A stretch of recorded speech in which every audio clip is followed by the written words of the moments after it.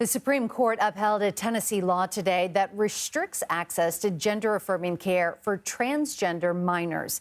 The High Court ruled 6-3 on the decision. The law, known as SB 1, prohibits healthcare providers from administering hormone therapy or puberty blockers for any transgender individual under the age of 18. But the plaintiffs argued the law discriminates against transgender people because it denies them certain medical treatments. CBS News legal contributor Jessica Levinson joins us now. Jessica is also a Loyola Law School professor. Jessica, great to see you again. What was behind the majority's decision to side with Tennessee? So the majority looked at this law and tried to figure out what were the categorizations that it made here. And what it decided is that the law made categorizations based on age and medical use, not based on sex and transgender status. And because the majority concluded this is a law that discriminates essentially on the basis of age and medical use, they were going to use the lowest level of scrutiny, something called rational basis. And the government essentially has to prove the least in order for the court to uphold the law. And that's what happened here. It wasn't a particularly heavy burden for the government. Jessica, what does this decision say about how the court views transgender rights?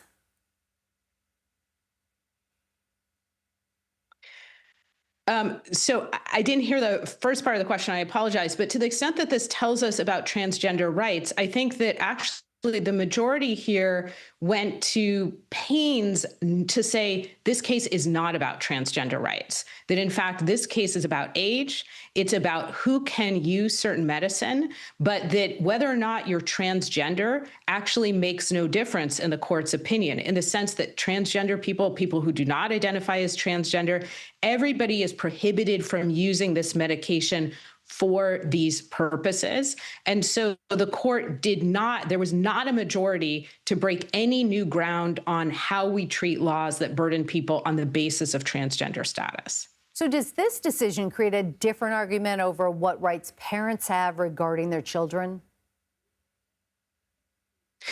It does. There's a separate discussion here to be had about the rights of parents to direct the medical care of their children. And that's actually under a different part of the Constitution. So this case was all about the Equal Protection Clause.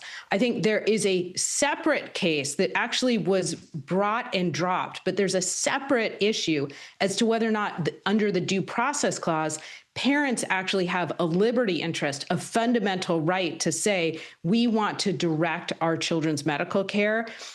What we know today is that the Supreme Court said that the Equal Protection Clause does not bar these types of laws. We don't have an answer on the Substantive Due Process Clause. And what kind of consequences are you expecting this decision to have across the country?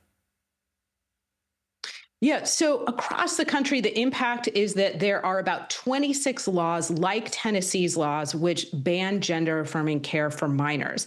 And those laws can now stand. What the court has said is, again, there's no Equal Protection Clause reason why you can't have these laws. To be clear, nothing in the opinion says you must have a law like this. It just says there isn't a constitutional bar to do so. And therefore, this is essentially left to the states to make the determination. There's a lot of language in the court's decision about how the judges want to not second guess state lawmakers, but instead let this be a policy decision for the states. All right, Jessica Levinson, thank you.